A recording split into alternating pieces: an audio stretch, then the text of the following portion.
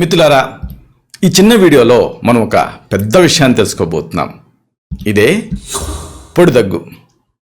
ముందుగా దీనికి కారణాలు తెలుసుకోవటం ముఖ్యం.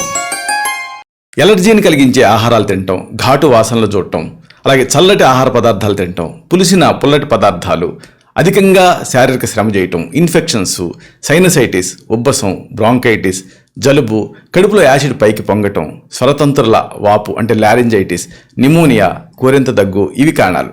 దీనికి మంచి ఇంటి వైద్యం ఉంది. మీకు కావాల్సిన పదార్థాలు అల్లం, సైంధవ లవణం. అల్లం, సైంధవ లవణం రెండూ కూడా కలిపి నోట్లో ఉంచుకొని రసం మింగుతూ ఉంటే పొడి దగ్గు తగ్గుతుంది. ఇలాంటి మరిన్ని ఉపయోగకరమైన వీడియోల కోసం ఈ ఛానల్ని సబ్స్క్రైబ్ చేసుకోండి.